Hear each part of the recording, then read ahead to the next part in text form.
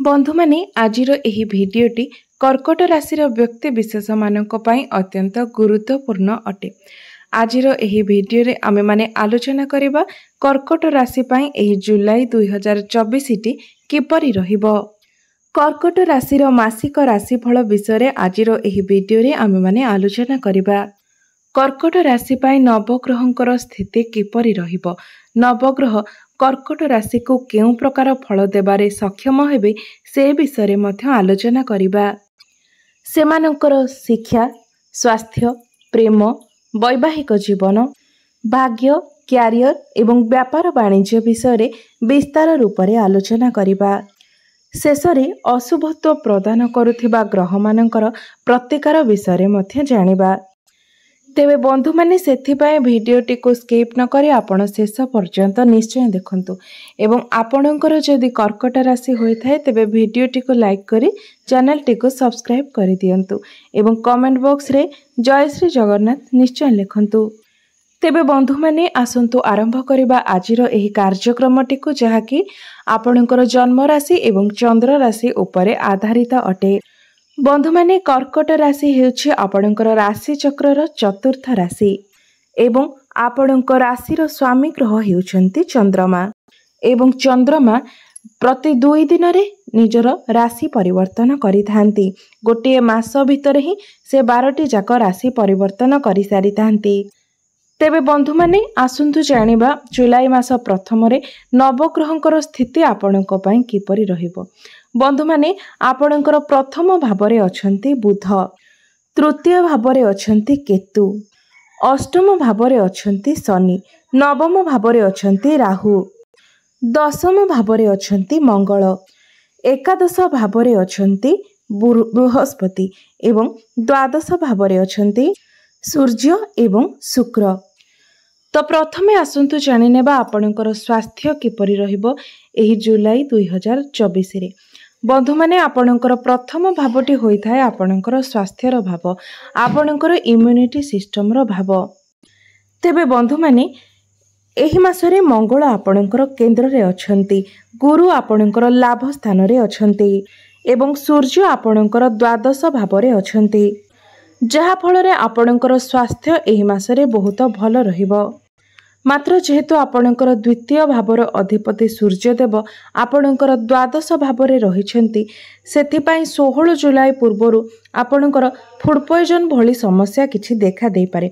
सेथिपाई निजर खाद्य प्रति आपण सर्वदा सतर्कता अवलंबन करिबा उचित।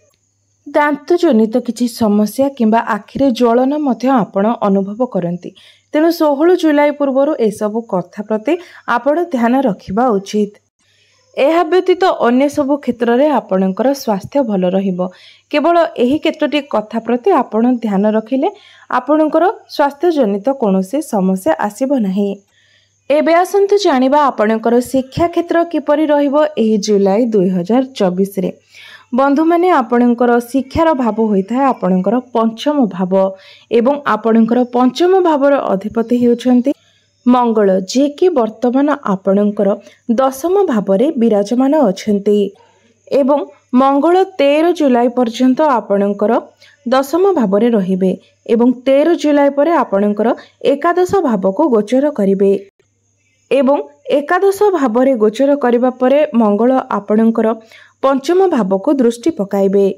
मंगलंकर सप्तम दृष्टि आपणकर पंचम भाव उपरे पड़िबो, तो मंगलंकर स्थिति एठारे बहुत भल रहिछि। 13 जुलाई पूर्वरु मंगलंकर स्थिति बहुत भल रहिछि एवं मंगल एही स्थान रे रुचक राजयोगर निर्माण करूछन्ति। 13 जुलाई परे मध्य मंगलंकर स्थिति बहुत भल रहिबो।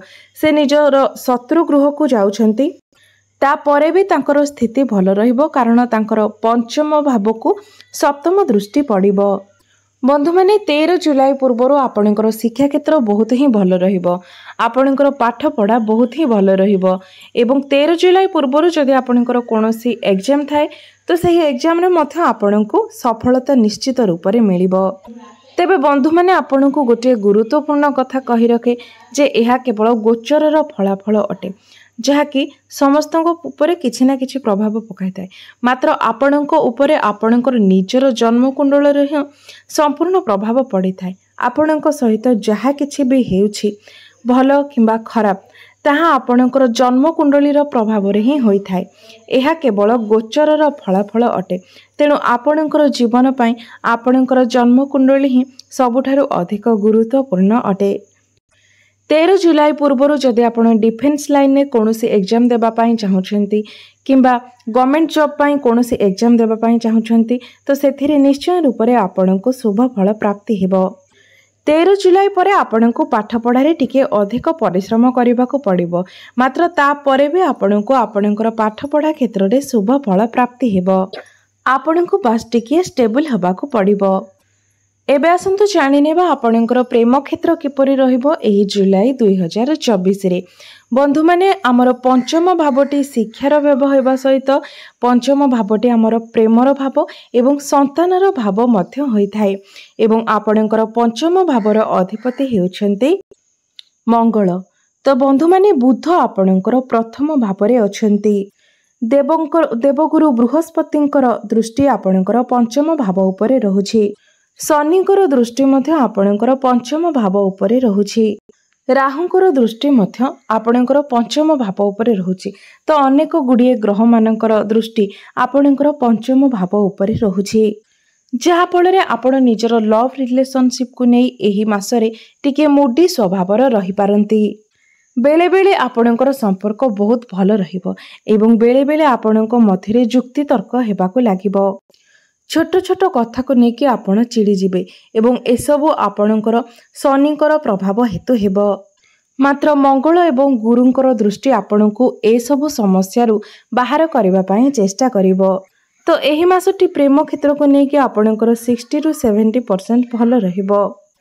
ଏବେ ଆସନ୍ତୁ ଜାଣିବା ଆପଣଙ୍କର ବୈବାହିକ ଜୀବନ କିପରି ରହିବ ଏହି ଜୁଲାଇ 2024ରେ। ବନ୍ଧୁମାନେ, ଆପଣଙ୍କର ସପ୍ତମ ଭାବଟି ହୋଇଥାଏ ଆପଣଙ୍କର ବୈବାହିକ ଜୀବନର ଭାବ, ଆପଣଙ୍କର ଜୀବନସାଥୀଙ୍କର ଭାବ। ଏବଂ ଆପଣଙ୍କର ସପ୍ତମ ଭାବର ସ୍ୱାମୀ ହେଉଛନ୍ତି ଶନି। ଏବଂ ଶନି ବର୍ତ୍ତମାନ ଆପଣଙ୍କର ଅଷ୍ଟମ ଭାବରେ ଗୋଚର କରୁଛନ୍ତି। ଏହା ବ୍ୟତୀତ ବର୍ତ୍ତମାନ ଆପଣଙ୍କର ଶନି ଅଢ଼େଇ ମଧ୍ୟ ଚାଲୁଛି। ଯଦି ଆପଣଙ୍କର ନିଜର ଜନ୍ମକୁଣ୍ଡଳୀରେ ମଧ୍ୟ ଶନିଙ୍କର ସ୍ଥିତି ନୀଚ ରହିଥାଏ, ଶନି ଶତ୍ରୁ କ୍ଷେତ୍ରରେ ରହିଥାନ୍ତି, ତେବେ ଏହା ଆପଣଙ୍କୁ ଅଧିକ ସମସ୍ୟାରେ ପକାଇପାରେ। ବୈବାହିକ ଜୀବନରେ କିଛି ସମସ୍ୟା ଦେଖା ଦେଇପାରେ। ଛୋଟ ଛୋଟ କଥାକୁ ନେଇକି ଆପଣଙ୍କ ଭିତରେ ମନାନ୍ତର ଦେଖା ଦେଇପାରେ। କାରଣ ଶନି ଆପଣଙ୍କର ଅଷ୍ଟମ ଭାବରେ ଅଛନ୍ତି। ଏହା ସହିତ ଆପଣଙ୍କର ଶନି ଅଢ଼େଇ ମଧ୍ୟ ଚାଲିଛି। ତ ଏହିସବୁ କଥା ପ୍ରତି ଆପଣ ଧ୍ୟାନ ରଖନ୍ତୁ ଏବଂ ବିଶେଷ କରି ନିଜର କଥାବାର୍ତ୍ତାକୁ ନିୟନ୍ତ୍ରଣରେ ରଖନ୍ତୁ। କାହାକୁ ବି କିଛି କହୁଛନ୍ତି ତା ପୂର୍ବରୁ ଭାବି ଚିନ୍ତି କଥାବାର୍ତ୍ତା କରନ୍ତୁ। କାରଣ ଶନିଙ୍କର ଦୃଷ୍ଟି ଆପଣଙ୍କର ଦ୍ୱିତୀୟ ଭାବ ଉପରେ ରହୁଛି। ଯାହାଫଳରେ ଆପଣଙ୍କର ନିଜ ବାଣୀ ଉପରେ ନିୟନ୍ତ୍ରଣ ରହିବ ନାହିଁ ଏବଂ ସେଥିପାଇଁ ଆପଣଙ୍କର ବୈବାହିକ ଜୀବନରେ ଅନେକ ସମସ୍ୟା ଆସିପାରେ। ଏବେ ଆସନ୍ତୁ ଜାଣିବା ସବୁଠାରୁ ମହତ୍ୱପୂର୍ଣ୍ଣ ବିଷୟ ଆପଣଙ୍କର ଭାଗ୍ୟ, ବାଣିଜ୍ୟ ଏବଂ କ୍ୟାରିୟର ବିଷୟରେ। ତ ବନ୍ଧୁମାନେ, ଆପଣଙ୍କର ଭାଗ୍ୟ କିପରି ରହିବ ଏହି ଜୁଲାଇ 2024ରେ ଆସନ୍ତୁ ତାହା ଜାଣିବା। ବନ୍ଧୁମାନେ, ଆପଣଙ୍କର ନବମ ଭାବଟି ହୋଇଥାଏ ଆପଣଙ୍କର ଭାଗ୍ୟର ଭାବ। ଆପଣଙ୍କର ଭାଗ୍ୟ ଭାବର ଅଧିପତି ହେଉଛନ୍ତି ବୃହସ୍ପତି, ଯିଏକି ଆପଣଙ୍କର ଏକାଦଶ ଭାବରେ ବିରାଜମାନ ଅଛନ୍ତି ଏବଂ ଆପଣଙ୍କର ନବମ ଭାବରେ ବିରାଜମାନ ଅଛନ୍ତି ରାହୁ। ରାହୁ ଭାଗ୍ୟ ସ୍ଥାନରେ ବିରାଜମାନ କରିବା ଦ୍ୱାରା ଆପଣଙ୍କର କୁଣ୍ଡଳୀରେ ପିତୃଦୋଷ ନିର୍ମାଣ ହୋଇଥାଏ ଏବଂ ରାହୁ ଆପଣଙ୍କର ପ୍ରତ୍ୟେକ କାର୍ଯ୍ୟରେ ବାଧାବିଘ୍ନ ମଧ୍ୟ ସୃଷ୍ଟି କରିଥାନ୍ତି।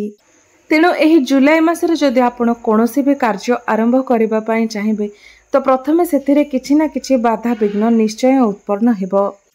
ଆପଣ ଯଦି କାଲି କୌଣସି କାର୍ଯ୍ୟ କରିବା ପାଇଁ ଚାହୁଁଥିବେ ତାହା ଆପଣଙ୍କର 2 ଦିନ ପରେ ହେବ। ମାତ୍ର ସେହିଦିନ ଆପଣଙ୍କର ସେହି କାର୍ଯ୍ୟଟି ହୋଇପାରିବ ନାହିଁ, ଅର୍ଥାତ୍ ଠିକ୍ ସମୟରେ କାର୍ଯ୍ୟଟି ଆପଣଙ୍କର ହୋଇପାରିବ ନାହିଁ।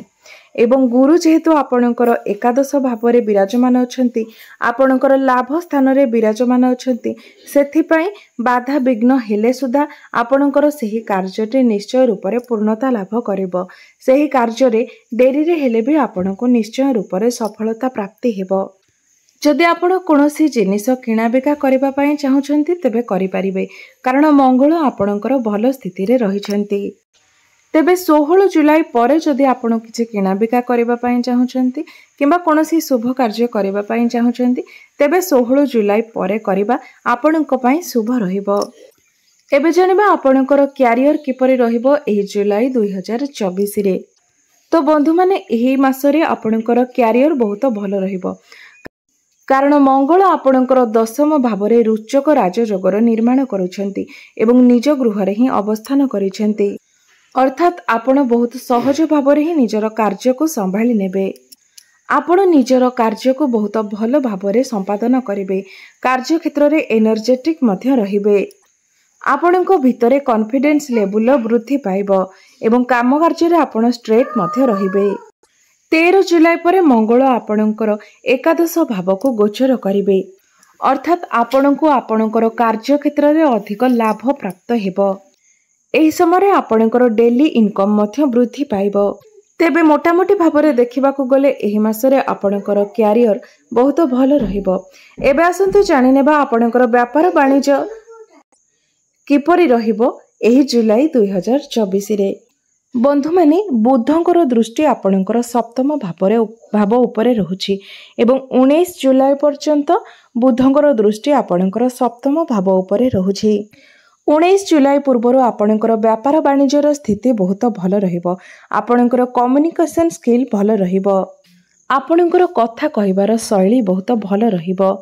तेबे बंधु माने आसंतु जानि नेबा अशुभत्व प्रदान करुथिबा ग्रह मानकर किछि प्रतिकार विषय। तो बंधु माने आपण प्रत्येक दिन चंद्रमांकर बीज मंत्रर जप निश्चित भावरे करंतु। ओम श्राम श्रीम श्रोम सह चंद्रमस्य नमः। एही मंत्रटी को आपण प्रत्येक दिन 108 थर निश्चय जप करंतु। एहा व्यतीत आपण प्रत्येक दिन पक्षी मानकु दाना एवं पानी निश्चय खाइबाको दियंतु। एवं 15 जून पर्यंत जेहेतु सूर्य आपणकर दुर्बल स्थिति रे रहुछंती तेणु प्रत्येक दिन आपण सकाळु उठी उदित सूर्य को स्नान करि सारी जलार्घ्य अर्पण करंतु। आपणक पई एहा बहुत शुभ रहिबो। एवं जल अर्पण करबा समय ओम गृणे सूर्याय नमः एही मंत्रर जप करी आपण जल अर्पण करंतु। तेबे बंधु माने आपण मानकर जीवन मंगलमय हेउ एहा ही मोर ईश्वरक निकटरे प्रार्थना। धन्यवाद।